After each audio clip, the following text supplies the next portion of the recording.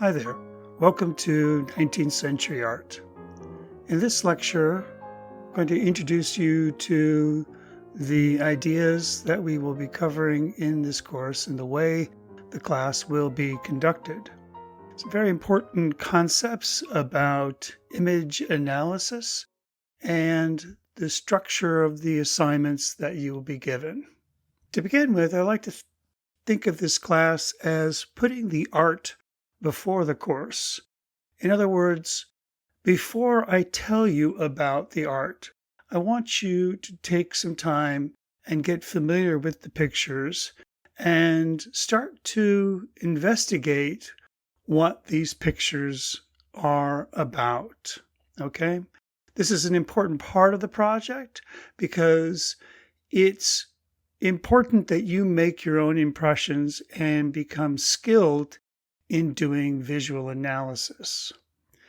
So you'll notice in this class we have a link to an image collection. This is a very important component of the class. You'll find this online and you'll see that these thumbnails here in the list all can be expanded so you can get a good, clear, full-size image. Next to each of the thumbnails of the pictures, you'll see also an image code. This is the code we use to identify the picture. So when you are writing a paper or communicating to me about questions about images, you don't just try and describe the picture, you just show me the code and I will know exactly what you're talking about. Okay? So this code is our shorthand for communicating about the very specific images I'm going to expect you to know. Now, another very important part of this class is the terminology. One of the key ways that you are going to learn about these pictures is through the specific terms that were used during the 19th century to describe these pictures. And so there's a list of terms that go along with this particular set of images. And what you should do is to get familiar with these pictures, you should go through and search for the definitions of all these terms. Now, I need to warn you that some of these words have meanings that are specific to the 19th century, and that's what we need to know. So a word as simple as naturalism might mean something very different to us today in the 21st century as it did to the people in the 19th century when they were first using this word to describe a specific art movement. Similarly, a word like sublime or salon, all of these have very specific meanings that I want you to know relative to the 19th century. So be careful where you find information. You'll, of course, be covering these terms in the lectures, but even before you hear it in a lecture, you might want to start looking in the reading and online for materials that help you understand what these terms mean in the 19th century context. So to do a visual analysis, you have to undergo process of investigation. And it's not just looking at a picture and saying what it means to you. It's about figuring out what that picture originally meant to the person who made it and to the people who first saw it. We're looking at this art in a context. And so I want you as much as possible to understand the context of this art. So we have to first describe what we see. Now, we don't know the context offhand, so trying to describe what you see as objectively as possible will help you identify what you're looking at. To identify what you're looking at, you need to look for key ideas that are embedded in the picture.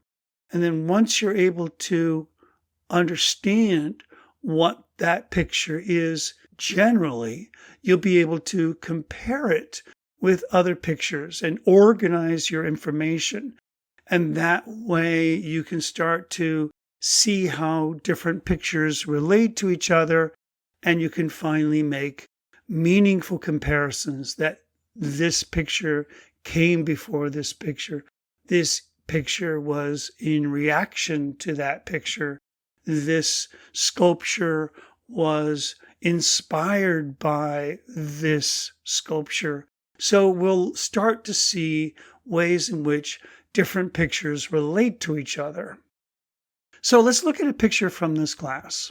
And I can't imagine you've ever seen this before. So let's just look at it. What do we see when we just look at a picture and we don't know what we're looking at? This happens all the time. Even art historians who go into an art collection, they will often be asked to investigate works of art that a collection has had, and they don't know how to identify. And so this is a very important process of doing art history, is learning how to analyze what you're looking at. So we see what looks like a jug or a vessel. It's got two handles. Its body is black, and the figures are in white in a very shallow relief. That's a very general description of what we're looking at. So let's look at the top of the vessel. It seems practical. It seems like it could hold some kind of liquid, but it's also very ornamental, and it has a sort of soft, not too shiny, matte black finish. If we look at the figures, we can see that they actually look a very like antique Greek or Roman style. Okay, we can see the treatment of the hair, the profile of the faces, the sculptural quality of the bodies, the treatment of the fabric. All of this conforms to a Greek or Roman style vessel. Now, this kind of white figure with a dark background, this is a particular kind of style of art, which is called a cameo. And this is a very important way that we can identify this. So if we look up in Google for the two-handed black vessel with cameo relief figures, immediately you'll see that there is this object identical to the one we have in our collection called the Portland vase. Okay, it's a very famous object. It's been around and well known for some time. But if we look at it closely, you'll notice that the Portland vase, even though it is very similar to our object, it's not identical. Okay, you'll notice how the finish on the Portland vase is shiny, but the vase we're looking at is actually a kind of matte black. And also, if I look really closely, I can see cracks in the Portland vase.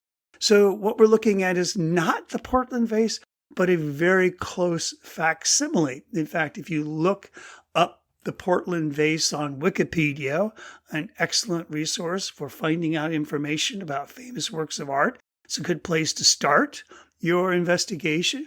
You'll learn that this object here is a very famous imitation of the Portland vase. Okay, so we need to identify exactly what we're looking at. And this is our primary identification, descriptive information. Who made this? What was it called? When was it made? What materials were made from? And where is it located? This is all the information that's very specific to the very thing we are looking at. And we can learn from Wikipedia that this is a replica of the Portland vase from about 1790, designed by Josiah Wedgwood and Sons. It is his own ceramic technique called jasperware, and it currently resides in the Victoria and Albert Museum, or simply known as the V&A Museum in London. So this is a really fascinating object because it's a very close facsimile that was mass-produced by Josiah Wedgwood, and he did this in special clay technique. Now, the original is made of glass, and it took more than 2 years to make a unique object of such precision. This was mass produced and became available to upper middle class homes throughout England. So this is a way in which he's using that art of the past and bringing it into people's contemporary homes. So when we try and figure out the larger context, we're talking about the genre, the culture, the historic period. So the historic period of this time is 19th century. And why was recreating this classic work at this time so important? So it's not even a functional object. This is an art object that if people would have to show their culture, their knowledge of the past. And this style is called neoclassical, okay? And there's a whole lot of neoclassical work that is emerging at this time. This was a very important early example of the neoclassical in England. Okay, so this is the genre is artifacts of the neoclassical period. So now we get to even larger ways of comparing it. So where did this come from? Where do these ideas, what sort of symbolic themes and visual patterns can we see from this object? Okay, so we can see how broadly similar many different kinds of things that are not vases or sculptures or anything that's directly related to this particular object. But the ideas contained in this object can go out and permeate other art objects as well. So, in this class, one of the first assignments you're going to be asked to do is to write definitions from the term list. And so you'll pick any 5 of the terms that you find on that list. And let's do an example here. Simply, we'll take the term neoclassicism and we'll use the Josiah Wedgwood's imitation Portland vase as our example. And first thing we want to do is we want to define our term. Neoclassicism was the renewed interest in classical antiquity in the 19th century, which had an emphasis on flat design with muted colors and emphasized moral themes. Okay, so this is sort of the general idea of neoclassicism at this time. And then you want to say an example of this early neoclassical impulse was from the imitation of the Portland vase made by Josiah Wedgwood, and then you would give the code for the image. You don't actually have to put the image in the definitions assignment. All you have to do is put the code in. All right. Now, once you've done 5 of those, that assignment is finished. So you want to start getting familiar with the pictures. You want to start becoming familiar with the terms, because in 3 weeks, your first assignment is going to be to match up 5 of the pictures with 5 of the terms. Next, the following week, the assignment is an image identification. And in that, you not only identify any one of the 50 or so pictures in the collection, you need to compare it to something else. And so I want to take a little moment to talk about what it means to make a comparison. Okay, how can you actually talk about one thing and talk about another? A simple example of a comparison would be an iceberg and the Titanic. Now, if you're familiar with the story of the Titanic, you know the iceberg plays a very important role in that history. Now, if you were doing a comparison and you described an iceberg and then you described a Titanic and you never talked about how any of them really actually had anything to do with each other, that wouldn't really be a comparison. You're just talking about 2 separate things. But if you talked about the very important part of that meeting, the collision between a massive piece of ice greatly varying in shape, which is broken away from a glacier, and the greatest ship of her kind, the Titanic, was sunk on her maiden voyage across the Atlantic by an iceberg. Okay, so then you can start to talk about how these things actually interact. That's what's really important in a comparison. Okay, you have to talk about how it's similar and different and what they share in their history. So now there are lots of different kinds of comparisons you can make. And I like to think of them as on a spectrum between near, a fairly easy comparison, and far, a little bit harder, a trickier kind of comparison. Now, a near comparison would be where one part of this thing we're looking at is a detail of this other thing. So you could say this is exactly that. Okay, you can say this is connected to this. This is one part of the same thing. There are examples of that in the collection where they are made by the same artist and at the same time, and it's really the same thing, but it's just a different view of it, right? That's a very easy comparison. It doesn't say a whole lot, but it is a comparison. Next, you can talk about how something is from the similar in time and maybe by a different artist, but it has a different take or a different approach to the similar idea, or represents a different direction in art from that time. Okay? Then you could talk about something that came historically before that may have influenced this object, or something that came later that was inspired by it. So this is a little bit trickier. You have to talk about the causality between one picture and another. And lastly, this sort of conceptual way in which things can relate to each other. This idea that it rejected this past or its history. It worked against these notions and did something deliberately away from what had been done in the past. And we're going to see a number of examples of that in this semester. So the easiest comparison you could possibly make is, talk about the Portland vase and then talk about another object made by Josiah Wedgwood in this very same technique, in the same style. It's a different object and it's a different in its visual style, but it's basically very similar to the original object, which he developed this technique of creating the cameo style ceramic ware. Now you have to talk about where this comes from, what was inspirational. So we have the original Portland vase. That's the inspiration for this. And then we also have the artist John Flaxman, whose designs were very influential on Josiah Wedgwood, who created the vase.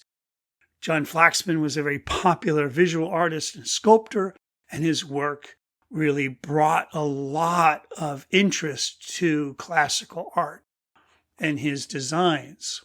So we can talk about each of these different arts as leading up to the Josiah Wedgwood Portland vase imitation. From this, we can talk about things that at the similar time that were going in an opposite direction. Romanticism rejected the sort of cool rationalism of the classical past and wanted to create this sort of dreamy, dangerous monsters and subconscious visions. And so this is a very different kind of art, but at the same time, and one that was really in reaction to the popularity of neoclassicism. Furthermore, we can talk about how this neoclassical work that was happening in England came over and inspired and influenced what was also happening in Paris at this time with a painting of Jacques-Louis David. Okay, so all of these works of art have a relationship to each other in a very interesting and particular way. This is the kind of network of meanings and ideas I want to explore in this class. And I'm just giving you a taste of how you can take an object, a singular thing, and show how it relates to other things. That's all I'm really trying to show here.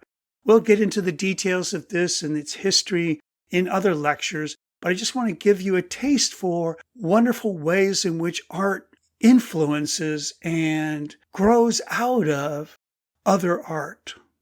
So when we get to the exam, you'll have a chance to write your own definitions. I will put out 4 terms and you will choose 3 of the 4 terms. And then you will have 4 pictures and you'll choose 2 of the 4 pictures to write about. And in this part of the exam, you write 2 separate image identifications and contrast them to other images in the collection. And then lastly, there will be essay questions in the exam, and there'll be 2 questions and you can write about either one. And you use examples from the image collection to support and clarify your answers. Okay. Lastly, in this class, a very important assignment that's due at the very end is the EWP paper. In the EWP paper, the electronic writing portfolio, this is an assignment that you can submit to the university. This is a writing intensive class, and you can submit this to the university for that requirement. Even if you do not have to submit it to the university, you are expected to complete this assignment for this class. Okay, this is a research paper. And as a research paper, this is your opportunity to teach me something. I don't want to see a recap of something I talked to you about. I want you really to go out and find a topic and bring something new to the table. This is your chance to really explore some aspect of the 19th century that you find interesting, okay? Now, your first part of this is a proposal, which is at the beginning of our second section of this class. So you'll have, 6 weeks to think about this. And then at the beginning of the third section, you'll have an outline due, and toward the end of the semester, you'll have the final paper due. Now, I'll go over all this in greater detail.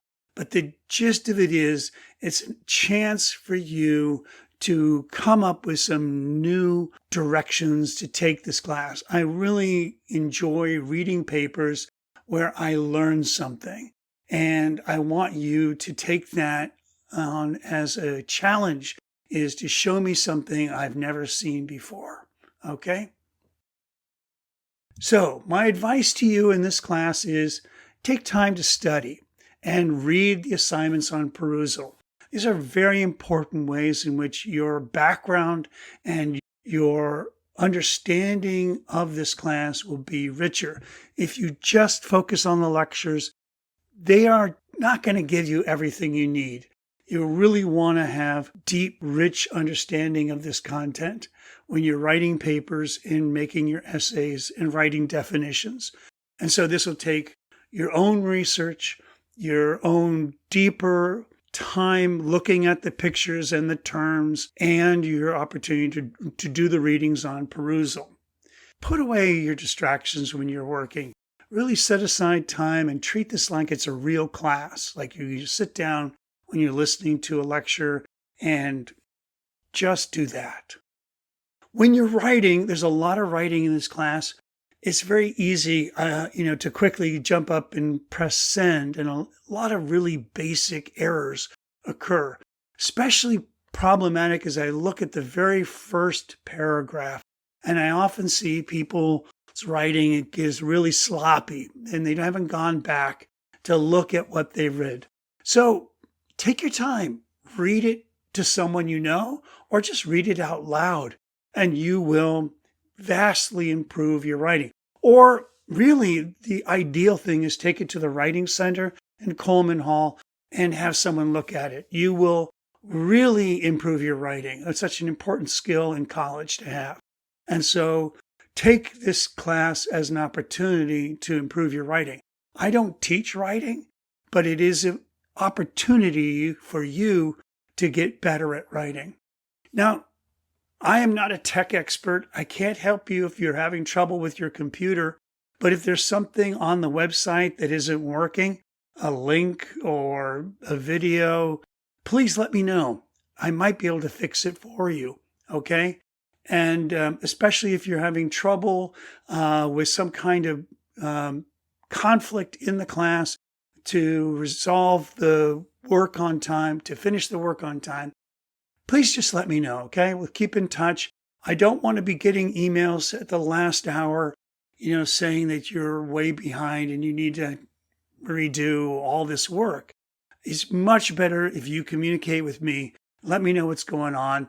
Keep in touch. and we'll get through this the best we can. All right? Best of luck to you. Enjoy our class on the 19th century. It's a wonderful subject. I'm really excited to be teaching you.